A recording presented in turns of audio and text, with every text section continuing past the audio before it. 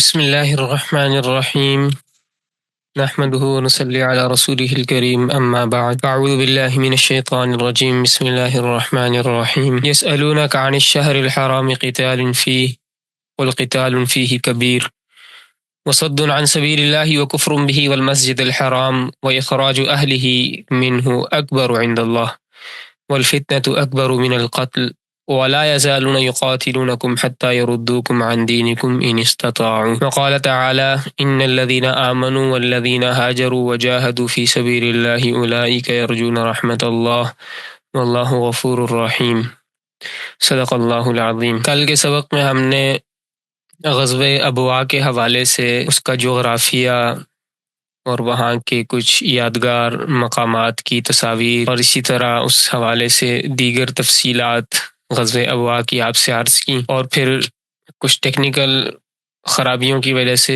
سبق آگے نہیں چل پایا۔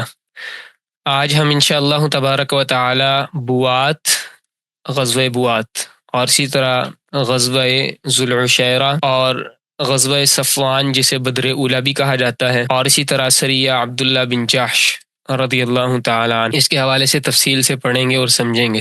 یہ جو غزوہ بوات ہے ربیع الاول 2 ہجری میں یا ربیع الثانی 2 ہجری میں پیش آیا۔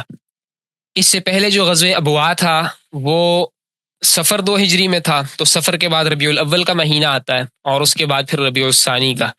تو ان دونوں مہینوں میں سے کسی میں نبی اکرم صلی اللہ تعالیٰ علیہ وآلہ وسلم 200 مہاجر صحابہ کرام رضوان اللہ تعالیٰ علیہ مجمعین کو لے کے نکلے، اور مدینہ میں جو آپ صلی اللہ تعالیٰ علیہ وسلم نے اپنا نائب مقرر کیا وہ حضرت عثمان بن مظعون رضی اللہ تعالیٰ عنہ کو نائب بنایا، بلکہ حضرت صائب بن عثمان بن مظعون، حضرت صائب، انہیں نبی اکرم صلی اللہ تعالیٰ علیہ وسلم نے مدینہ منورہ میں اپنا نائب بنایا۔ اور اس غزوے کا جو مقصد تھا وہ قریش کے ایک تجارتی قافلے کا تعاقب تھا، اور قریشی قافلہ جو تھا اس کی قیادت امیہ بن خلف کے پاس تھی، اور 100 تاجر، 100 افراد قریش کے وہ اس لشکر میں تھے، اس قافلے میں تھے، اور یہ تجارتی قافلہ 2500 اونٹوں پہ مشتمل تھا۔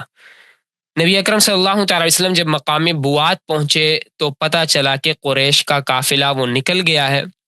تو اس غزوے میں بھی جیسے غزوہ ابواء میں قتال کی نوبت نہیں آئی، تو غزوہ بوات میں بھی قتال کی نوبت نہیں آئی۔ یہ جو بوات ہے اسے بوات با کے فتحے کے ساتھ بھی پڑھ سکتے ہیں، آخر میں طا ہے، اور با کو ضمے کے ساتھ بوات بھی پڑھ سکتے ہیں۔ یہ ایک پہاڑ کا نام ہے، ینبوع کے قریب مدینہ سے کچھ کم و بیش 48 میل کے فاصلے پہ یہ واقع ہے۔ تو یہ جوہینہ قبیلے کا پہاڑ ہے، مکہ سے شام جانے والے راستے پہ یہ موجود ہے، اور اسی کے ساتھ ہی رضوا کے جو ہے وہ مشہور پہاڑ ہیں۔ جو آپ کو تصویر نظر آ رہی ہے پیچھے جو اونچے پہاڑ نظر آ رہے ہیں، یہ جبال رضوا ہیں۔ یہ جبال رضوا ہیں، ان کے قریب یہ جوہینہ قبیلے کا پہاڑ ہے بوات۔ علامہ بکری رحمۃ اللہ علیہ کے حوالے سے حمد الجاسر نے جو بلاد ینبع ہیں ان میں بوات پہاڑ کے بارے میں تفصیل سے لکھا ہے۔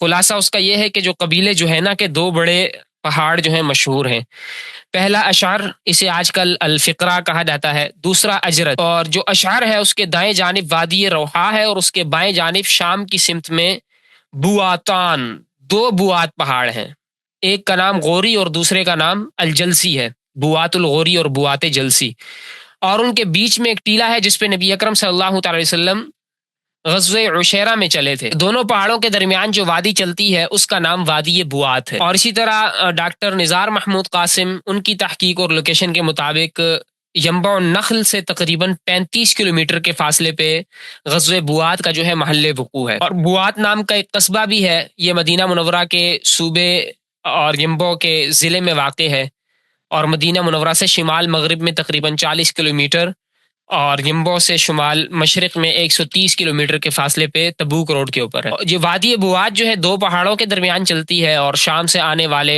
حجاج کرام اور قافلوں کا بھی یہ راستہ تھا، اور حجاز ریلوے بھی یہاں سے گزرتی تھی۔ تو یہاں بوات نام سے حجاز ریلوے کا ایک اسٹیشن بھی تھا، اس کے آثار اب بھی موجود ہیں۔ بعض نقشوں میں جو ہے یہی جو بوات ہے اسے غزوہ بوات کے متعلق جوڑا گیا. لیکن یاد رکھیں یہ جو بوات ہے اس کا تعلق اکثر اصحاب سیر نے جو اس کی جگہ بتائی ہے وہ جبل رضوا کے قریب بتائی ہے. اللہ اکبر. تو جبل رضوا کے قریب یہ بوات کا جو ہے محل وقوع ہے، جن کے حوالے سے آپ سے پہلے بھی عرض کیا تھا محمود حسن شامی صاحب دامت برکاتہم، وہ اس حوالے سے کافی مطالعہ بھی رکھتے ہیں، مقامات کے حوالے سے وہ خود باحثین میں سے بھی ہیں، تو وقتاً فوقتاً وہ اسفار بھی کرتے رہتے ہیں.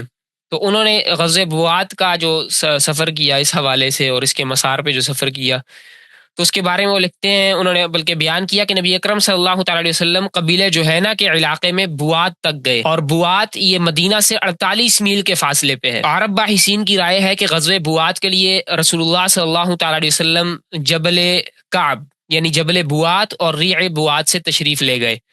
مدینہ منورہ سے نکل کے طریق الشام سے ہی جبل کعب کو راستہ جاتا ہے، اور وادی مخیط سے حفیرہ اور جبل بطرا کو بائیں ہاتھ رکھتے ہوئے مغرب میں چلے تو وادی ملل آتی ہے، اس کے بعد وادی ملحہ اور پھر پہاڑوں کے درمیان وادی بوات جلسی، ان میں داخل ہونا پڑتا ہے. تو وہ پورا علاقہ بہت نورانی ہے، دل پہ خاص کیفیت طاری ہو جاتی ہے. تو انہوں نے بیان کیا کہ اللہ ہمیں بوات لے گئے اور ہمارا سفر وادی ازم سے شروع ہوا، اس کے بعد حفیرہ اور پھر وادی بوات الجلسی میں ہم داخل ہوئے. تو وادی بوات میں داخل ہوں تو جبال جو ہے نا نظر آنے لگتے ہیں، اور سڑک کے دائیں ہاتھ مسجد شیخ عید ایک مسجد ہے، اس کے آثار بھی موجود ہیں، بہت پرانی مسجد ہے. اس مسجد سے آگے چلیں تو دائیں ہاتھ پہ جبل کعب آتا ہے، اور یہی جو ہے جبل بوات ہے. جبل کعب جو ہے اس کے بارے میں لکھا کہ وہی جبل بوات ہے. اور جبل کعب کے بائیں جانب یہ قافلوں کا پرانا راستہ ایک پہاڑ پہ چڑھتا ہے، اسے ریع بوات کہتے ہیں، اور یہی غزوہ بوات کا راستہ تھا. نبی اکرم صلی اللہ تعالی وسلم وہیں سے جو ہے وہ غزوہ بوات کے لیے تشریف لے گئے. جو ریع بوات ہے اس کی ایک نشانی یہ ہے کہ دور سے دیکھنے پہ اوپر ایک کمرہ بنا ہوا اس میں جو ہے وہ محسوس ہوتا ہے. تصویر میں آپ سے شیئر کروں، یہ دیکھیں آپ، ریع بوات وہ اوپر جو پیچھے پہاڑی آپ کو نظر آ رہی ہے اس کے اوپر یہ کمرہ نما بنا ہوا آپ کو نظر آ رہا ہوگا. تو دور سے دیکھنے پہ یہاں پہ یہ کمرہ بنا ہوا محسوس ہوتا ہے، لیکن یہ ہے پہاڑ کا ہی ایک حصہ ہے. تو جبل کعب کے بعد پھر پکی سڑک ختم ہو جاتی ہے، پھر آگے پہاڑوں میں کچا راستہ چلتا ہے. تو یہ جو ریع بوات ہے اس پہ اونچائی 1250 میٹر ہے، اور یہاں سے جبل رضوا 70 کلومیٹر جن کی تصویر آپ کو دکھائی. تو ریع بوات سے یہاں سے ڈھلوان شروع ہوتی ہے اور پورا راستہ پھر پہاڑوں کے درمیان چلتا ہے.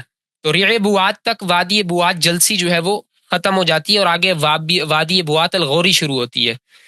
تو یہ جلسی اور غوری یہ جو بتایا بواتان، دو بوات ہیں، ایک جلسی اور ایک غوری ہے.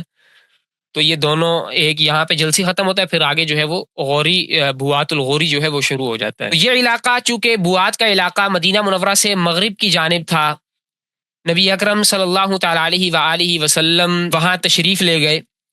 تو جو مکہ کی مخالف ریاست تھی، جو قریش تھے، ان کے تجارتی قافلوں کی شاہراہ کی یہ قریبی گزرگاہ تھی. تو اس علاقے کو مکمل طور پہ اپنے کنٹرول میں لینا اسلامی سلطنت کے لیے یہ چیز ضروری تھی.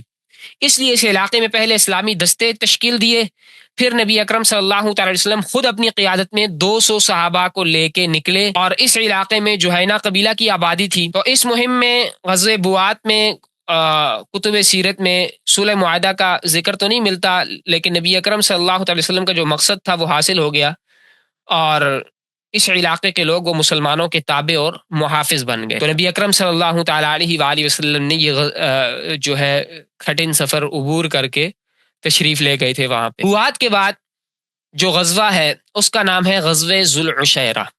نبی اکرم صلی اللہ تعالی علیہ وسلم سفر کے مہینے میں غزوہ ابوا کے لیے تشریف لے گئے 2 ہجری میں. ربیع الاول یا ربیع الثانی 2 ہجری میں نبی اکرم صلی اللہ علیہ وسلم بوات کے لیے تشریف لے گئے. پھر آگے جمادی الاولیٰ 2 ہجری میں نبی اکرم صلی اللہ تعالی علیہ وآلہ وسلم غزوہ ذو العشیرہ کے لیے تشریف لے گئے. اور یہاں بھی جو حضور صلی اللہ تعالی علیہ وسلم کے ساتھ صحابہ تھے وہ مہاجرین صحابہ تھے، اور ان کی تعداد 200 یا 150 بیان کی جاتی ہے. اور مدینہ میں جو قائم مقام مقرر فرمایا آپ صلی اللہ علیہ وسلم نے، وہ حضرت ابو سلمہ بن عبد الاسد رضی اللہ تعالیٰ عنہ کو بنایا. سواری کے لیے ان حضرات کے پاس 30 اونٹ تھے، جن پہ حضرات صحابہ کرام رضوان اللہ تعالی علیہم اجمعین باری باری سوار ہوتے تھے.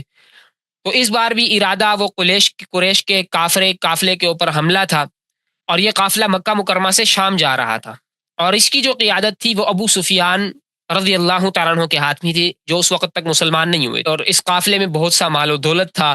نبی اکرم صلی اللہ تعالی وسلم جب عشیرہ پہنچے تو پتہ چلا کہ قافلہ شام کی طرف جو ہے نکل چکا ہے، اور پھر قریش کا یہی قافلہ جب شام سے واپس آ رہا تھا تو نبی اکرم صلی اللہ تعالی علیہ وآلہ وسلم اسی قافلے کو روکنے کے لیے نکلے تھے، جو غزوہ بدر مشہور غزوہ جس کے متعلق ہم انشاءاللہ تفصیل سے پڑھیں گے اور جس کا تذکرہ ہم سنتے ہیں۔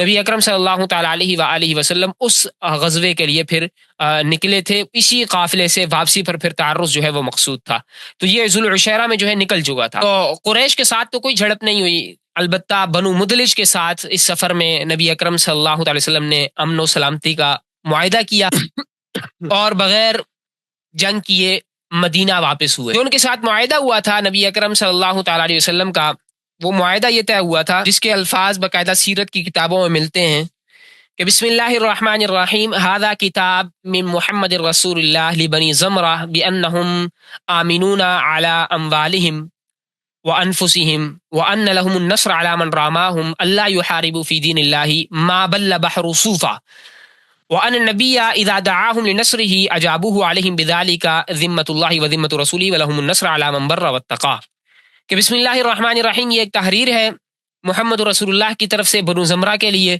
کہ ان کے جان و مال سب محفوظ رہیں گے، اور جو شخص بنو زمرہ سے جنگ کا ارادہ کرے گا تو اس کے مقابلے میں ان کی مدد کی جائے گی، بشرطیہ کہ یہ اللہ کے دین میں کوئی مزاحمت نہ کریں جب تک دریا جو ہے صوف کو تر کرے، یعنی یہ شرط ہمیشہ کے لیے ہے۔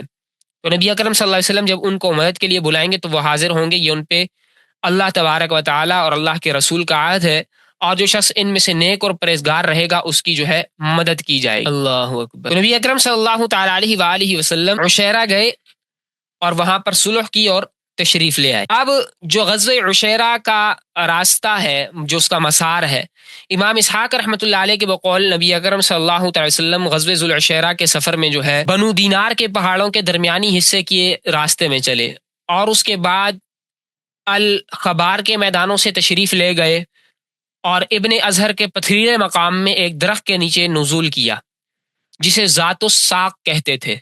وہاں حضور صلی اللہ علیہ وسلم نے نماز پڑھی، وہاں آپ صلی اللہ علیہ وسلم کی ایک مسجد بھی ہے، وہیں کھانا تیار کیا گیا، اور وہاں جس مقام پر دیگ کے لیے چولہا بنایا گیا وہ جگہ اب بھی معروف ہے۔ وہیں ایک چشمے سے آپ صلی اللہ علیہ وسلم کے لیے پانی لایا گیا اور اس کا نام المشیرب ہے۔ پھر آپ صلی اللہ علیہ وسلم نے یہ جو المشیرب ہے یہ بیر المشیرب کے نام سے معروف ہے۔ یہ بیر المشیرب کی تصویر ہے، کنواں بیر مشیرب۔ اس سے آپ صلی اللہ علیہ وسلم نے کوچ کیا اور الخلائق کو بائیں جانب چھوڑ کے پھر شعب عبداللہ سے ہوتے ہوئے پھر آگے نبی اکرم صلی اللہ علیہ وسلم زبوعہ کے کنویں سے نبی اکرم صلی اللہ علیہ وسلم نے پانی بھی نوش کیا، وہاں سے پھر وادی ملل تشریف لے گئے، پھر سخیرات الیمام کے پاس سے عام راستے پہ چلے اور وادی ینبوع میں العشیرہ کے مقام پہ پہنچے۔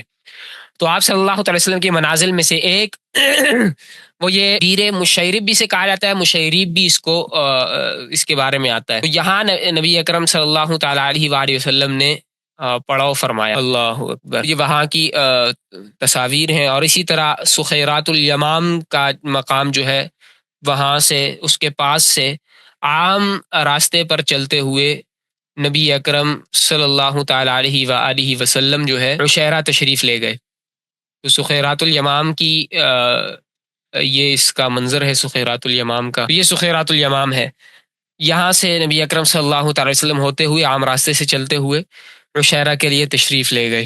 اللہ تبارک و تعالی ہم سب کو نبی اکرم صلی اللہ تعالی وسلم کے آثار، وہ مقامات جو حضور کی یاد دلاتے ہیں، حضور صلی اللہ علیہ وسلم کی ایک ایک سنت اور ایک ایک ادا سے محبت نصیب فرمائے۔ تو نبی اکرم صلی اللہ تعالی علیہ وسلم کے جتنے مسار ہیں اور ان سے جڑی جتنی یادیں ہیں، ایک امتی کو اس کے ساتھ جو ہے گہری محبت ہونی چاہیے۔ نبی اکرم صلی اللہ علیہ وسلم وادی ملل، پہلے وادی ملل پہنچے تھے، اور وادی ملل کے بعد نبی اکرم صلی اللہ علیہ وسلم سخیرات الیمام سے عام راستے سے ہوتے ہوئے جو ہے وہ آگے عشیرہ کی طرف تشریف لے گئے تھے۔ وادی ملل جو ہے اس کی ایک تصویر آپ سے اس کے بھی نظارہ کرا دیتے ہیں آپ کو۔ یہ وادی ملل کے قریب کی تصویر ہے۔ بہرحال یہ سارے جتنے پہاڑ ہیں، ٹیلے ہیں، راستے ہیں، ان کی یادیں حضور اکرم صلی اللہ تعالی علیہ وسلم سے وابستہ ہیں۔ محمود حسن شامی صاحب جن کے حوالے سے عرض کیا تھا آپ سے، انہوں نے ابن اسحاق کا جو طریق جو آپ سے ذکر کیا، اسی راستے پر انہوں نے ان کے بتائے ہوئے ذکر کردہ مسار کے راستے پہ سفر کیا، اور ان کی جو موجودہ تفصیل ہے وہ یوں بیان کی کہ نقب بنی دینار اور جبل انعام کے غرب میں جماوات کے پاس کا علاقہ تھا، تو فیفاء الخبار جماع العاقل کے جنوب غرب میں تھا۔ اب یہاں عمارتیں اور سڑکیں بن چکی ہیں اور ان معالم کی اصلی شکل جو ہے باقی نہیں رہی۔ بہرحال ایک لمبی تفصیل انہوں نے اس کے حوالے سے عرض کی۔ اللہ اکبر۔ بہرحال جو راستے بھی نبی اکرم صلی اللہ تعالی وسلم نے اختیار فرمائے وہ سارے کے سارے بابرکت ہیں، سارا علاقہ بابرکت ہے۔ انسان وہاں جائے تو انسان کی دلی کیفیات جو وہاں کے عاشقین اور باحثین جاتے ہیں بتلاتے ہیں کہ بہت عجیب ہوتی ہیں۔ تو یہ جو غزوہ عشیرہ ہے، اللہ اکبر، غزوہ عشیرہ کو عشیرہ بھی کہتے ہیں اور ذو العشیرہ بھی کہتے ہیں، اور عشیرہ جو جگہ ہے اسے بھی ذو العشیرہ بھی کہتے ہیں۔ تو عبد الکریم محمود الخطیب وہ کہتے ہیں کہ عشیرہ میں ایک مسجد کی جگہ تھی جس کے بارے میں کہا جاتا ہے کہ یہ نبی اکرم صلی اللہ تعالی علیہ وسلم کی مسجد ہے، یعنی اس جگہ حضور نے نماز پڑھی۔ تو یہ مسجد جنبو کے آثار میں سب سے اہم یادگار تھی۔ پھر 10ویں صدی ہجری تک یہ مسجد لوگوں میں معروف و مشہور رہی، مگر بعد میں اس کا نام و نشان جو ہے وہ مٹ گیا۔ اللہ اکبر۔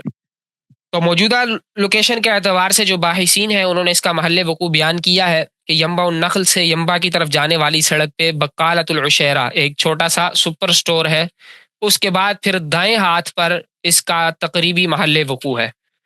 تو یہاں پتھروں سے زمین پہ مسجد العشیرہ کے مقام کی نشاندہی بھی کی گئی ہے۔ تو یہ جو تصویر میں آپ کو مسجد نظر آ رہی ہے، یہ جو زمین میں یہ لکڑی گاڑی ہوئی ہے، یہ سترے کے طور پہ نا گاڑی ہوئی ہے، تو یہ جو آپ کو پتھر لگے ہوئے سائڈوں پہ رکھے ہوئے نظر آ رہے ہیں یہ اسی مسجد کے مقام کی نشاندہی کر رہے ہیں۔ تو یہ مصلی رسول ہے، نبی اکرم صلی اللہ تعالیٰ علیہ وآلہ وسلم نے یہاں پہ جو ہے وہ نماز پڑھی۔ اللہ تبارک تعالیٰ ہم سب کو یہاں پہ نماز پڑھنے کی توفیق نصیب فرمائے۔ عشیرہ کی طرف نبی اکرم صلی اللہ علیہ وسلم کے خروج کا جو مقصد تھا، اب یہ چونکہ یہ علاقہ مدینہ منورہ کے مغرب میں تھا اور یہ ساحلی پٹی تجارتی شاہراہ تھی اور مختلف قبیلے یہاں پر آباد تھے، قبیلے جو ہے نا بنو زمرہ، بنو مدلج وغیرہ۔ تو عشیرہ کے گرد و نواح میں بنو مدلج جو ہے وہ آباد تھے، جو قبیلے بنو زمرہ کے حلیف تھے۔ اب ان کے حلیف سے چونکہ امن کا معاہدہ ہو چکا تھا، لہذا انہوں نے بھی معاہدے میں ہی عافیت سمجھی، اور سیرت کے جو مصادر ہیں ان میں ہے کہ آپ صلی اللہ علیہ وسلم نے غزوہ عشیرہ میں بنو مدلج اور ان کے خلفاء بنو زمرہ سے معاہدہ امن کیا، دونوں سے، حالانکہ بنو زمرہ سے آپ صلی اللہ علیہ وسلم کا معاہدہ پہلے ہو چکا تھا۔ تو اس لیے یوں کہا جا سکتا ہے کہ بنو زمرہ وہ بڑا قبیلہ تھا، اس کے کچھ لوگ ابوا اور ودان میں آباد تھے، کچھ عشیرہ کے دائیں بائیں آباد تھے، یہاں آباد تھے۔ تو یہاں پر نبی اکرم صلی اللہ علیہ وسلم نے ان سے جو ہے صلح کی، بنو زمرہ کے ان لوگوں سے۔ تو بہرحال یہ علاقہ مدنی ریاست کے جو ہے قریب تھا، اور اس زمانے میں بڑے شہروں میں عموماً بازار اور منڈیاں لگتی تھیں، آس پاس کی بستیوں کے لوگ بھی ان منڈیوں میں آ کے خرید و فروخت کرتے تھے۔ تو مدینہ منورہ کے بازار اور منڈی سے بھی ان علاقوں کے قبائل کا معاش جو ہے وہ وابستہ تھا۔ تو یوں ان قبائل کے لیے اسلامی ریاست سے معاہدے کے علاوہ کوئی چارہ کار نہیں تھا، اور اسلامی ریاست کے لیے یہ بہت ہی خوشائند بات تھی کہ ان کے لیے ان قبائل سے معیشت، تجارت اور حفاظت سمیت سارے فوائد جو ہیں وہ حاصل ہو رہے تھے۔ اللہ اکبر۔ اسی قبیلے سے سراقہ بن مالک مدلجی رضی اللہ تعالیٰ عنہ کا تعلق تھا، جن کے حوالے سے آپ نے اگر ہجرت والا کورس کیا ہو، جو مسار ہجرت کے حوالے سے اور دیگر ہوا تھا مدرسے کے تحت، تو اس میں واقعہ عرض کیا گیا تھا۔ ہجرت کے سفر میں یہ حضرت سراقہ بن مالک رضی اللہ تعالیٰ عنہ نبی اکرم صلی اللہ علیہ وسلم سے امان حاصل کر چکے تھے، اور ان کا علاقہ وادی قدید میں تھا۔ تو ان کا واقعہ بھی ان کے قبیلے میں مشہور ہو چکا ہوگا، تو اس لیے اس قبیلے نے اس سفر میں آپ صلی اللہ علیہ وسلم کا احترام کیا، اور بعض مصادر کے مطابق انہوں نے نبی اکرم صلی اللہ علیہ وسلم کی پرتکلف مہمان نوازی بھی کی یہاں کے لوگوں نے، اور نبی اکرم صلی اللہ علیہ وسلم ان کے علاقے میں تقریباً 1 مہینے جو ہے وہ مقیم رہے۔ اللہ اکبر۔ پھر غزوہ ذو العشیرہ کے بعد غزوہ صفوان آتا ہے۔ نبی اکرم حضور اکرم صلی اللہ تعالیٰ علیہ وآلہ وسلم غزوہ صفوان کے لیے تشریف لے گئے ربیع الاول 2 ہجری میں۔ اللہ اکبر۔ ربیع الاول 2 ہجری کا بھی تذکرہ آتا ہے، لیکن بہرحال نبی اکرم صلی اللہ تعالیٰ علیہ وآلہ وسلم جو عشیرہ میں تشریف لے گئے وہ جمادی الاولیٰ 2 ہجری میں تشریف لے گئے۔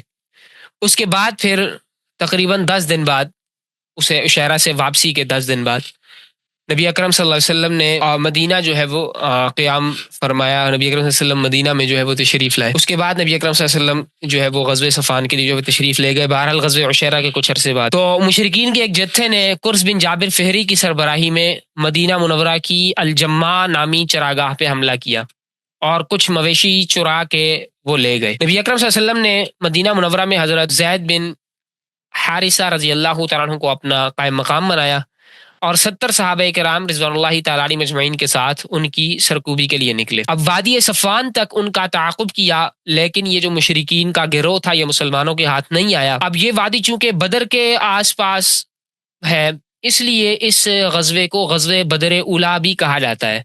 غزوہ صفوان کا دوسرا نام غزوہ بدر اولیٰ بھی۔ تو جیسے آپ کو بتلایا کہ ابن اسحاق کہتے ہیں کہ یہ غزوہ عشیرہ کے تقریباً 10 دن بعد کا غزوہ ہے، اور بعض حضرات نے اسے غزوہ عشیرہ سے پہلے جو ہے ربیع الاول میں اس کا تذکرہ کیا ہے۔ اللہ اکبر کبیرہ۔ دوبارہ مسترتیب کے مطابق کہ غزوہ عشیرہ کے بعد تقریباً 10 دن بعد جو ہے یہ واقعہ جو ہے پیش آیا واپسی کے بعد۔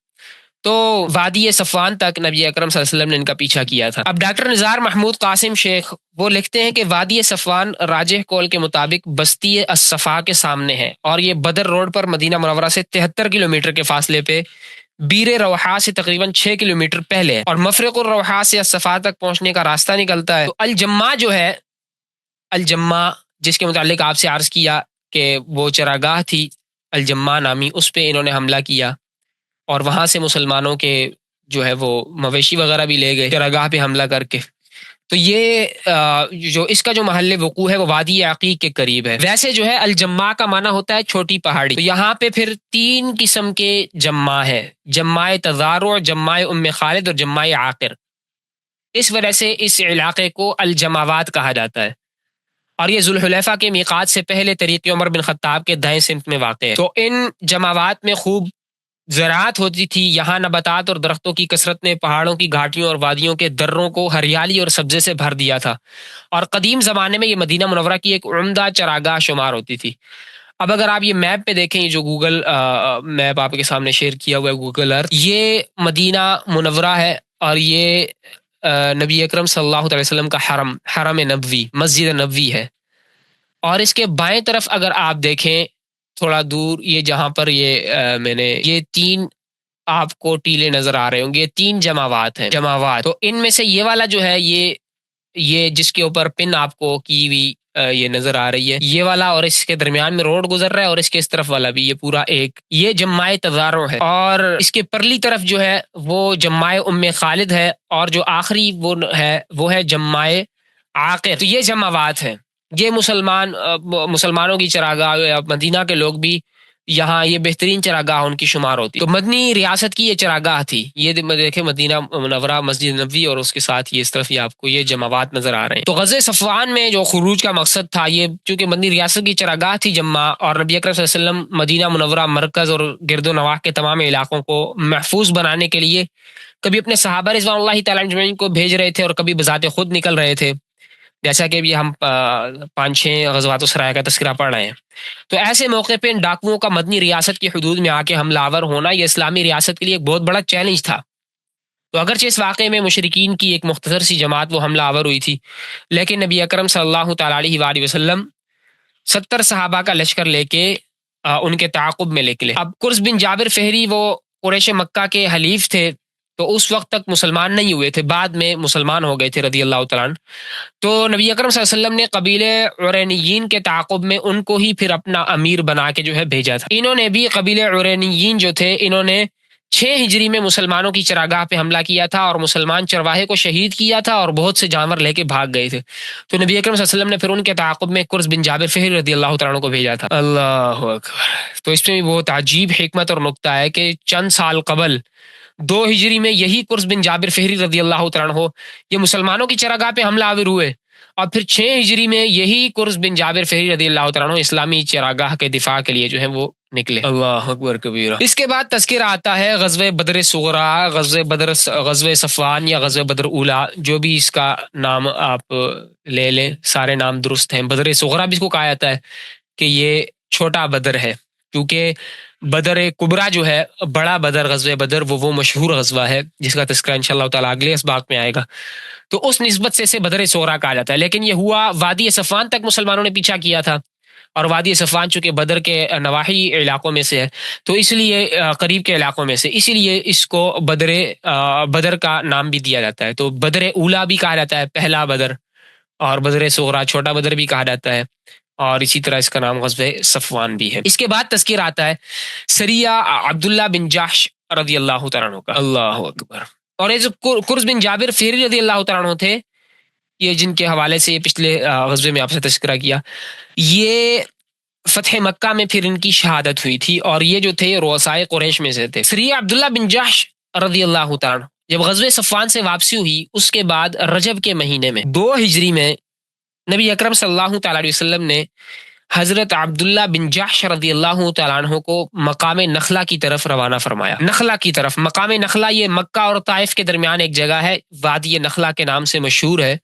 مکہ سے 1 دن اور 1 رات کا راستہ ہے یہاں پہ، اور یہ وہی جگہ ہے وادی نخلہ جس کے متعلق آپ سنتے بھی رہتے ہیں کہ جہاں جنات نے نبی اکرم صلی اللہ تعالیٰ علیہ وسلم کا قرآن جو ہے وہ سنا تھا۔ تو وادی نخلہ، اس طرف نبی اکرم صلی اللہ تعالیٰ علیہ وسلم نے مقام نخلہ کی طرف حضرت عبداللہ بن جحش رضی اللہ عنہ کو روانہ کیا، اور 11 مہاجرین کو ان کے ساتھ کیا، جن کے نام بھی باقاعدہ سیرت کی کتابوں میں ملتے ہیں۔ حضرت ابو حذیفہ بن عتبہ، عکاشہ بن محسن، عتبہ بن غزوان، سعد بن ابی وقاص، عامر بن ربیعہ، واقد بن عبداللہ۔ یہ واقد بن عبداللہ رضی اللہ عنہ، یہ نام یاد رکھیے گا، آگے ان کا تذکرہ آ رہا ہے، بڑی شان والا۔ خالد بن بکیر، اسی طرح سہیل بن بیضاء، عامر بن ایاس، مقداد بن عمرو اور صفوان بن بیضاء رضوان اللہ تعالیٰ علیہم اجمعین۔ ان 11 صحابہ کے نام آتے ہیں کہ یہ جو ہے حضرت عبداللہ بن جحش رضی اللہ تعالیٰ عنہ کے ساتھ جو ہے وہ غزوہ سریہ عبداللہ بن جحش کے لیے نکلے۔ تو 11 مہاجرین تھے، اور 12ویں خود جو سریے کے امیر تھے حضرت عبداللہ بن جحش رضی اللہ تعالیٰ عنہ، وہ خود۔ حضرت سعد بن ابی وقاص رضی اللہ تعالیٰ عنہ سے مروی ہے، فرماتے ہیں کہ رسول اللہ صلی اللہ علیہ وسلم نے ہمیں ایک سریے میں بھیجنے کا ارادہ کیا، اور یہ فرمایا کہ تم پہ ایسے بندے کو امیر بناؤں گا کہ جو تم میں سب سے زیادہ بھوک اور پیاس پر صبر کرنے والا ہوگا۔ اور پھر اس کے بعد آپ صلی اللہ علیہ وسلم نے حضرت عبداللہ بن جحش رضی اللہ تعالیٰ عنہ کو ہمارا امیر بنایا، اور یہ اسلام میں پہلے امیر تھے۔ اور معجم طبرانی میں سند حسن کے ساتھ، اسناد حسن کے ساتھ، حضرت جندب بجلی رضی اللہ تعالیٰ عنہ سے روایت ہے کہ حضور صلی اللہ علیہ وسلم نے جب عبداللہ بن جحش رضی اللہ تعالیٰ عنہ کو روانہ فرمایا تو ایک خط لکھ کے دیا، اور یہ حکم دیا کہ جب تک 2 دن کا راستہ تم نہ طے کر لو، اس وقت تک اس خط کو کھول کے نہیں دیکھنا۔ 2 دن کا راستہ طے کرنے کے بعد اس خط کو تم نے دیکھنا ہے، جو اس میں لکھا ہے اس پہ تم نے عمل کرنا ہے، اور اپنے ساتھیوں میں سے تم نے کسی کو مجبور نہیں کرنا۔ یہ حضرت عبداللہ بن جحش رضی اللہ عنہ کو آپ صلی اللہ علیہ وسلم نے خط دیا۔ چنانچہ 2 دن کا راستہ طے کرنے کے بعد حضرت عبداللہ بن جحش رضی اللہ عنہ نے آپ صلی اللہ علیہ وسلم کا وہ خط کھول کے دیکھا، تو اس میں یہ لکھا ہوا تھا کہ تم برابر چلتے جاؤ یہاں تک کہ مکہ اور طائف کے درمیان مقام نخلہ میں جا کے تم اترو، اور قریش کا انتظار کرو اور ان کی خبروں سے مطلع کرتے رہو۔ حضرت عبداللہ بن جحش رضی اللہ عنہ نے اس تحریر کو پڑھ کے یہ کہا کہ سمعا و طاعتا، اب یہ قریش کا انتظار کرو، قریش کی خبروں سے مطلع کرتے رہو، یہ مقصد دے کے آپ صلی اللہ علیہ وسلم نے ان کو روانہ کیا تھا۔ اب یہ تحریر انہوں نے پڑھی اور سمعا و طاعتا کہا کہ میں نے حضور کے حکم کو سنا اور اطاعت کی، اور سارے ساتھیوں کو اس مضمون سے آگاہ کیا کہ آپ صلی اللہ علیہ وسلم نے یہ فرمایا ہے، اور یہ بھی کہہ دیا کہ میں تم میں سے کسی کو مجبور نہیں کرتا، جس کو شہادت عزیز ہے وہ میرے ساتھ چلے۔ چنانچہ سب نے دل کی خوشی سے ان کی مرافقت کو منظور کیا اور ان کے ساتھ ہو گئے۔ سارے ساتھ چلتے جا رہے تھے تو راستے میں حضرت سعد بن ابی وقاص رضی اللہ تعالیٰ عنہ اور حضرت عتبہ بن غزوان رضی اللہ تعالیٰ عنہ، ان دونوں حضرات کا جو اونٹ تھا وہ راستے سے ہٹ کے کہیں چلا گیا اللہ، تو اس لیے دونوں حضرات اونٹ کی تلاش میں پیچھے رہ گئے، گم ہو گئے، اونٹ کی تلاش میں تھے، اور باقی حضرات جو ہے وہ مقام نخلہ پہنچ کے انہوں نے جو ہے وہ قیام کیا۔ تو قریش کا ایک تجارتی قافلہ وہ شام سے مکہ واپس آ رہا تھا، اس دن رجب الحرام کی آخری تاریخ تھی، یہ بھی رجب کے مہینے میں روانہ ہوئے تھے، جب وہاں پہنچے وہ قافلہ آ رہا تھا تو رجب کی جو ہے وہ آخری تاریخ تھی، اور اس مہینے میں قتل و قتال جو تھا وہ حرام تھا۔ حضرت ابراہیم علیہ السلام کی شریعت میں 4 مہینوں میں قتل و قتال حرام تھا، ذی قعدہ، ذی الحجہ، محرم، یہ تینوں نمبر وار، اور پھر 1 مہینہ رجب کا۔ تو ذی الحجہ کا مہینہ حج کا مہینہ ہے، 1 مہینہ اس کے پہلے والا اور 1 مہینہ اس کے بعد کا، یہ اس لیے ذو القعدہ اور محرم انہیں اس لیے حرام کیا گیا تاکہ دور دراز سے آنے والے حجاج وہ امن کے ساتھ حج کر کے واپس چلے جائیں۔ اور رجب کے مہینے میں چونکہ لوگ اکثر عمرے کے لیے رجب میں آتے تھے، اور 15 دن کی مسافت پہ جو لوگ رہتے تھے وہ لوگ اکثر آتے تھے رجب کے مہینے میں عمرے کے لیے، تو اسی رجب کو حرام قرار دیا گیا۔ تو 14-15 دن آنے کے، 14-15 دن واپسی کے، یہ خیال رکھ کے اسے حرام قرار دیا گیا۔ اور غلہ جات کے قافلے بھی انہیں مہینوں میں آتے جاتے تھے، تو اس لیے ان مہینوں کو حرام کیا گیا تاکہ لوگوں کے جان و مال وہ لوٹ مار سے بالکل محفوظ رہے. تو حضرت ابراہیم علیہ السلام کے وقت سے شروع اسلام تک، اسلام کی ابتدا تک یہی حکم تھا، یہاں تک کہ پھر قتال کی آیات کے ذریعے سے یہ حکم جو ہے منسوخ ہو گیا، اور ان مہینوں میں پھر مسلمانوں کو جنگ کی بھی اجازت مل گئی. لیکن اس مہینے میں جنگ تو کر سکتے ہیں، لیکن ان مہینوں کی عظمت اور حرمت وہ اب بھی باقی ہے. منہا اربعۃ حرم، تو فلا تظلموا فیہن انفسکم، 4 مہینے حرمت والے ہیں، ان میں اپنی جانوں پر ظلم نہ کرو، یعنی اللہ کی نافرمانی نہ کرو. تو ان مہینوں میں اگر کوئی نیک عمل بھی کرتا ہے، جیسے ابھی یہ ذوالحجہ کا مہینہ انشاءاللہ شروع ہونے والا ہے اور ذوالقعدہ کا مہینہ ابھی چل رہا تھا، تو ان میں انسان جب جو ہے وہ نیک اعمال کرتا ہے تو اس کو ڈبل جو ہے وہ اجر ملتا ہے. یہ حرمت والے مہینے، تو ان کی حرمت اب بھی باقی ہے. لیکن جہاد کا جو حکم اس میں، جو جنگ کا حکم نہیں تھا، اب وہ چیز رفع کر لی گئی اور مسلمانوں کو اس میں جہاد کی، جنگ کی باقاعدہ اجازت ہے، اور انشاءاللہ اب اگر قتال کریں گے تو ان کو ڈبل اجر ملے گا ان مہینوں میں اس نیک کام کی وجہ سے. اللہ تو رجب الحرام کی، اس حرمت والے مہینے کی آخری تاریخ تھی، اور اس مہینے میں چونکہ قتل و قتال ان مہینوں میں چونکہ حرام ہوتا تھا جیسے آپ سے عرض کیا. تو اب شعبان شروع ہوا ہے یا نہیں ہوا؟ تو اس اشتباہ میں اس قافلے کے اوپر، قریش کے قافلے پہ مسلمانوں نے حملہ کیسے ہوا؟ حضرت واقد بن عبداللہ، جن کا آپ کو شروع میں بتلایا تھا، ان کا نام یاد رکھیے گا. انہوں نے جو قافلے کا سرکردہ تھا عامر بن حضرمی، اسے ایک تیر مارا جس سے وہ مر گیا، اور پھر اس کے مرتے ہی یہ قافلے والے وہ پریشان ہو گئے، بھاگ گئے، اور مسلمانوں نے قافلے کے سارے مال و اسباب پہ قبضہ کر لیا. تو حضرت واقد بن عبداللہ رضی اللہ عنہ نے عامر بن حضرمی کو موت کے گھاٹ جو ہے وہ اتار دیا. سارے بھاگ گئے، تمام مال و اسباب مسلمانوں نے قبضہ کر لیا، اور ان میں سے 2 بندوں کو مسلمانوں نے گرفتار کیا. ایک کا نام تھا عثمان بن عبداللہ اور دوسرے کا نام تھا حکم بن کیسان. تو اس وقت تک غنیمت کی تقسیم کے متعلق بھی کوئی حکم نازل نہیں ہوا تھا. حضرت عبداللہ بن جحش رضی اللہ تعالیٰ عنہ نے محض اپنے اجتہاد سے 4 خمس جو ہیں، یعنی 5 حصے کیے، ان میں سے 4 حصے وہ غانمین پہ، مجاہدین پہ تقسیم کر دیے، اور ایک جو 5واں حصہ تھا وہ نبی اکرم صلی اللہ علیہ وسلم کے لیے رکھ دیا. جب مدینہ پہنچے اور آپ صلی اللہ علیہ وسلم کو اس کی اطلاع دی تو حضور نے فرمایا کہ میں نے تمہیں شہر حرام میں قتال کا حکم نہیں دیا تھا، میں نے یہ تو نہیں کہا تھا کہ اشہر حرم میں بھی تم قتال کرو. اب ایسا کرو، جب تک کوئی وحی نازل نہیں ہوتی اس وقت تک مال غنیمت اور قیدیوں کو حفاظت سے اپنے پاس رکھو، تو وحی آئے گی تو اس کے مطابق ہی پھر میں حکم جو ہے وہ آپ کو بتاؤں گا.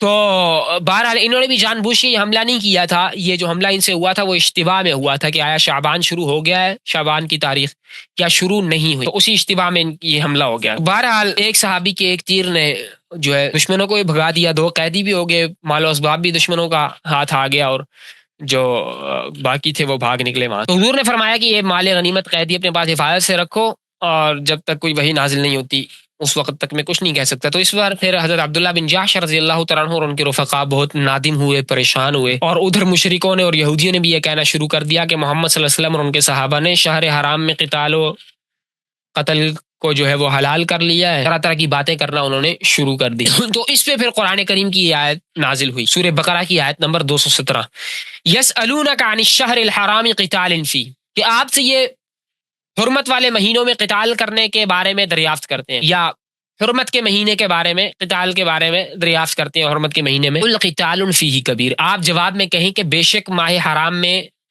قصدن قتال کرنا یہ تو بڑا گناہ ہے. اب مسلمانوں نے قصدن کیا نہیں تھا، یہاں پر قرآن میں بھی قصدن کا لفظ نہیں ہے، لیکن مراد یہی ہے کہ جو قصدن کرے گا وہ یہ جو ہے بڑا گناہ ہے. قل قتال فیہ کبیر وصد عن سبیل اللہ وکفر بہ والمسجد الحرام واخراج اہلہ منہ اکبر عند اللہ، لیکن اللہ تبارک و تعالیٰ کے راستے سے کسی کو روکنا، اللہ تعالیٰ کے ساتھ کفر کرنا، مسجد حرام سے روکنا، جتنے جرم ان قریشیوں نے اور ان مکہ والوں نے کیے تھے، اور اہل حرم کو حرم سے نکالنا، یہ سب کچھ اللہ تبارک و تعالیٰ کے نزدیک یہ جرم سارے جرموں سے زیادہ سخت اور بڑا ہے.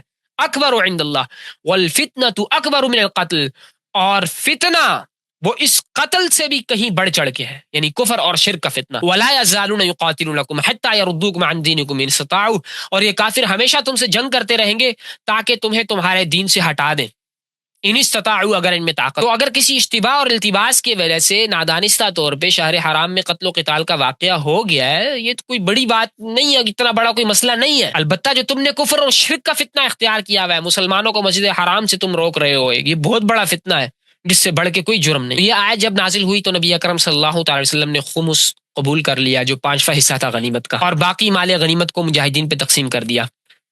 تو حضرت عبداللہ بن جحش رضی اللہ تعالیٰ عنہ اور ان کے جو رفقا تھے وہ یہ آیت سن کے بہت خوش، سبحان اللہ، اللہ تبارک و تعالیٰ نے آیات نازل کی ہیں۔ اب اس کے بعد حضرت عبداللہ بن جحش اور ان کے جو ساتھی تھے انہیں اجر اور ثواب کی طمع اور لالچ دامن کی ہوئی کہ ہمیں اجر و ثواب بھی ملنا چاہیے اور اس کے حوالے سے بھی ہمیں کچھ رہنمائی ملے۔ تو عرض کیا کہ یا رسول اللہ کیا ہم اس غزوے پر کچھ اجر کی بھی امید رکھ سکتے ہیں؟ تو اس پہ آپ صلی اللہ علیہ وسلم نے فرمایا یعنی گناہ تو نہیں ملا، آپ اس پہ اجر کی بھی امید رکھ سکتے ہیں؟ تو حضور نے فرمایا یہ آیت جو سورہ بقرہ کی 218 آیت نازل ہوئی، اسی 17 کے بعد والی آیت ہے، ان الذین آمنوا والذین هاجروا وجاہدوا فی سبیل اللہ اولئک یرجون رحمت اللہ واللہ غفور رحیم، کہ جو لوگ ایمان لائے اور ہجرت کی، وجاہدوا فی سبیل اللہ، اللہ کے راستے میں جہاد کیا، اولئک یرجون رحمت اللہ، ایسے لوگ بلا شبہ اللہ کی رحمت کی امید کر سکتے ہیں، واللہ غفور رحیم، اور کیوں نہیں، اللہ تو بڑا بخشنے والا، بڑا مہربان۔ یہ آیت نازل ہوئی ان کے متعلق کہ اللہ تبارک تعالیٰ نے اجر بھی نصیب فرما دیا۔ تو یہ اسلام میں پہلی غنیمت تھی جو مسلمانوں کو ملی، اور جو عمر بن حضرمی تھا وہ پہلا مقتول تھا جو حضرت باقد بن عبداللہ رضی اللہ تعالیٰ عنہ کے ہاتھوں موت کے گھاٹ اترا۔ یہ پہلی غنیمت مسلمانوں کو ملی، اور پہلا جو مقتول تھا کافروں کا وہ عمر بن حضرمی تھا، مسلمانوں کے ہاتھوں جو مارا گیا۔ قریش نے یہ جو انہوں نے 2 قیدی بنائے تھے، عثمان بن عبداللہ اور حکم بن کیسان، ان کا فدیہ بھیجا، یہ فدیہ لے لو، انہیں چھوڑ دو۔ آج صلی اللہ نے فرمایا کہ بھائی وہ میرے 2 ساتھی جو شروع میں جو آپ سے عرض کیا تھا، حضرت سعد بن ابی وقاص رضی اللہ تعالیٰ عنہ اور حضرت عتبہ بن غزوان، یہ دونوں، ان کا اونٹ گم ہو گیا تھا جاتے ہوئے، تو یہ اونٹ کی تلاش میں نکل گئے تھے۔ اب چونکہ یہ غیر معمون تھے، اب ان کا پتہ نہیں چل سکتا تھا، ہو سکتا تھا مشرک انہیں پکڑ لیں اور وہ انہیں گرفتار کر لیں یا قتل کر دیں، کچھ بھی کر سکتے تھے۔ تو آپ صلی اللہ علیہ وسلم کی حکمت عملی دیکھیں، قریش نے فدیہ ہی بھیج دیا کہ یہ فدیہ لے لو، یہ مال لے لو اور ہمارے قیدی چھوڑ دو۔ نبی اکرم نے فرمایا کہ نہیں، میں ان کو نہیں چھوڑوں گا، بلکہ ہمارے جو 2 ساتھی ہیں سعد اور عتبہ، جب تک وہ واپس نہیں آتے اس وقت تک میں نہیں بھیج سکتا، تو اس وقت تک میں تمہارے قیدیوں کو نہیں چھوڑ سکتا، اس لیے کہ مجھے اندیشہ ہے کہ تم انہیں قتل نہ کرو، تو اگر تم میرے 2 ساتھیوں کو قتل کرو گے تو میں بھی تمہارے آدمیوں کو قتل کروں، یہ آپ صلی اللہ علیہ وسلم نے فرمایا۔ تو اس کے پھر کچھ دنوں بعد حضرت سعد بن ابی وقاص رضی اللہ تعالیٰ عنہ، حضرت عتبہ بن غزوان رضی اللہ تعالیٰ عنہ، یہ دونوں صحابہ تشریف لے آئے، واپس آ گئے۔ تو پھر آپ صلی اللہ علیہ وسلم نے فدیہ لے کے حضرت آپ صلی اللہ تعالی وسلم نے ان دونوں کو جو ہے وہ چھوڑ دیا، یہ دونوں قیدی تھے۔ تو ان میں جو عثمان تھا، جس کا نام عثمان بن عبداللہ، وہ رہا ہوتے ہی مکہ واپس چلا گیا اور مکہ میں جا کے کفر کی حالت میں اس کی موت ہوئی۔ اور جو حکم بن کیسان تھا وہ رضی اللہ تعالیٰ عنہ، وہ مسلمان ہو گئے اور مدینہ میں رہے، پھر یہاں تک کہ پھر ان کی جو شہادت ہے وہ غزوہ بیر معونہ میں ہوئی، مظلومانہ شہادت۔ اس کے حوالے سے کچھ اشعار ملتے ہیں، اس کے متعلق کہا جاتا ہے کہ حضرت ابو بکر صدیق رضی اللہ تعالیٰ عنہ کے اشعار ہیں، اور یہ بھی کہا جاتا ہے کہ یہ اشعار جو ہیں حضرت عبداللہ بن جحش رضی اللہ تعالیٰ عنہ خود ان کے اپنے اشعار ہیں، کہ جب مشرکوں نے کہا کہ مسلمانوں نے اشہر حرم میں قتال کو جائز کر لیا، خون بھی بہایا، مال بھی لے لیا، اور جو ہے یہ ساری چیزیں انہوں نے اشہر حرم میں کی، تو قرآن کی آیت بھی نازل ہو گئی تھی، تو گویا کہ یہ اشعار شروع میں اسی آیت کی جو ہے وہ تشریح کر رہے ہیں۔ تو یہ اشعار کس کے ہیں؟ بعض حضرت ابوبکر صدیق کا کہتے ہیں، کوئی حضرت عبداللہ بن جحش رضی اللہ تعالیٰ عنہ کو کہتا ہے۔ تو بہرحال ابن ہشام کہتے ہیں کہ یہ حضرت عبداللہ بن جحش رضی اللہ تعالیٰ عنہ کے جو ہیں وہ اشعار ہیں۔ اشعار کیا ہیں؟ تعدون قتلا فی الحرام عظیمتا، کہ تم لوگ اشہر حرم میں، شہر حرام میں، یعنی رجب کے مہینے میں، تعدون قتلا عظیمتا، تم قتل و قتال کو بڑی چیز سمجھتے ہو، یعنی کہتے ہو کہ بہت بڑا انہوں نے یہ کام کیا ہے، گناہ کا کام کیا ہے۔ وَأَعْظَمُ مِنْهُ لَوْ يَرَى الرُّشْدَ رَاشِدُ صُدُودُكُمْ عَمَّا يَقُولُ مُحَمَّدُ وَكُفْرٌ بِهِ وَاللَّهُ رَائِنْ وَشَاهِدُ، کہ حالانکہ آپ صلی اللہ تعالی علیہ وسلم جو ارشاد فرماتے ہیں اس سے روکنا اور ان کے ساتھ کفر کرنا یہ اس سے کہیں بڑھ کے ہے، کاش کوئی سمجھدار ذرا خیال کرے، اور واللہ رائن و شاہد، اللہ تبارک و تعالیٰ خوب دیکھنے والا اور مشاہدہ کرنے والا ہے۔ اور اس کے ساتھ جو تمہارے اور جرم ہے، وَإِخْرَاجُكُم مِّن مَّسْجِدِ اللَّهِ أَهْلَهُ لِأَلَّا يُرَىٰ فِي الْبَيْتِ لِلَّهِ سَاجِدُ، کہ تمہارا اللہ کے گھر سے اللہ والوں کو نکالنا، من مسجد اللہ، اللہ کے گھر سے، اللہ کی مسجد سے، اہلہ، اللہ والوں کو نکالنا، لِأَلَّا يُرَىٰ فِي الْبَيْتِ لِلَّهِ سَاجِدُ، تاکہ جو ہے کوئی سجدہ کرنے والا، اللہ کو سجدہ کرنے والا کوئی بھی نظر نہ آئے، یہ بھی اشہر حرم میں قتال کرنے سے کہیں بڑھ کے جرم ہے۔ فَإِنَّا وَإِنْ عَيَّرْتُمُونَا بِقَتْلِهِ وَأَرْجَفَ بِالْإِسْلَامِ بَاغٍ وَحَاسِدُ، تم اگرچہ ہمیں اس قتل پر عار دلاؤ اور حاسد لوگ اسلام کے متعلق کتنی ہی جھوٹی خبریں اڑائیں. سقینا من ابن الحضرمی رماحنا بنخلۃ لما اوقد الحرب واقد دمن. سقینا ہم نے اپنے نیزوں کو سیراب کیا عمر بن حضرمی کے خون سے مقام نخلا. عمر بن حضرمی کے خون سے نیزے کو سیراب کیا، وہی قتل ہوا تھا نا اس غزوے میں، اس سریے میں. تو ہم نے عمر بن حضرمی کے خون سے مقام نخلا میں اپنے نیزوں کو سیراب کیا، جبکہ خون سے سیراب کیا. یہ آگے دمن جو شعر میں آ رہا ہے اس کا تعلق اس کے ساتھ ہے. دمن دمن وابن عبد اللہ عثمان بیننا ینازعہ غل من القد عاند، کہ جبکہ واقد بن عبداللہ نے لڑائی کی آگ بھڑکائی. لما اوقد الحرب واقد، اس کا تذکرہ ہو گیا. وابن عبداللہ عثمان بیننا ینازعہ غل من القد عاند، جبکہ واقد اور عثمان بن عبداللہ ہمارے درمیان جو ہے وہ اسیر تھا جس کو طوق اور سلاسل اپنی طرف جو ہے وہ کھینچ رہے. بہرحال یہ اشعار ہیں، اسی طرف اشارہ ہے اس میں شروع میں بھی کہ بھائی تم نے اتنے بڑے بڑے جرم کیے ہیں اور مسلمانوں سے اگر کوئی ہو گیا ہے وہ اشتباہ میں ہوا ہے، انہیں پتہ نہیں تھا، اور بعد میں پھر اللہ تبارک و تعالیٰ نے معاف بھی کر دیا. اللہ تبارک و تعالیٰ نے پھر باقاعدہ اس کی اجازت آیات سیف کے ذریعے سے ان مہینوں میں اجازت بھی مسلمانوں کو مل گئی. تو ان اشہر حرم میں قتال کرنا وہ مسلمانوں کے لیے بالکل جو ہے وہ کیا ہے، حلال ہے. تو باقی حضرات صحابہ کرام کا انداز دیکھیں کیسے بات کر رہے ہیں کہ ہم نے ابن الحضرمی عمر بن حضرمی جو تھا اس سے اپنے نیزوں کو مقام نخلا میں سیراب کیا ہے. پہلے بتا دیا کہ بھئی تم نے اتنے بڑے بڑے جرم کیے ہیں اور ہم سے جو تم یہ جو ہوا ہے اس کو بہت بڑا خیال کر رہے ہو، اور یہ ہوا بھی اشتباہ میں ہے، اور سارا اس پہ یعنی پانی پھر کے سب کچھ ہو گیا.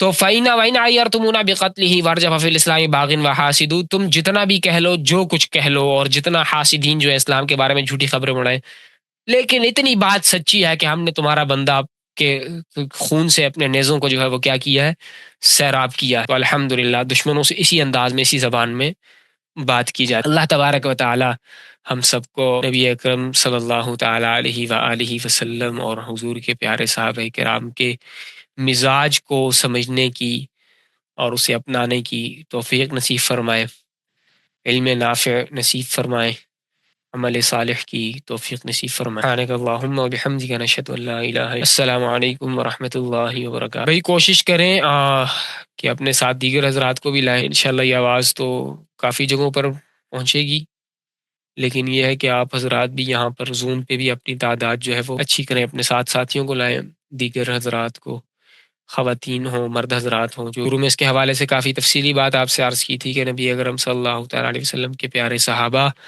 اپنی اولاد کو، اپنے پوتوں کو، نواسوں کو، سب کو ایسے جو ہے مغازی کی تعلیم دیتے تھے، ایسے سکھاتے تھے جیسے جو ہے آپ صلی اللہ تعالیٰ علیہ وآلہ وسلم کے دور میں، حضرات تابعین کے دور میں، ان کے اپنے دور میں جیسے قرآن کریم کی صورتیں جو ہیں وہ سکھائی جاتی تھی، قرآن کریم کی صورتوں کو سکھانے کا جیسے اہتمام کیا جاتا تھا، تو اتنا اہتمام ہوتا تھا غزوات السرایا کے متعلق. اللہ تبارک و تعالیٰ ہم سب کو بھی وہ اہتمام نصیب فرمائے، نبی اکرم صلی اللہ علیہ وسلم کے آثار سے، حضور صلی اللہ علیہ وسلم کی سیرت طیبہ سے سچا اور کامل عشق نصیب فرمائے.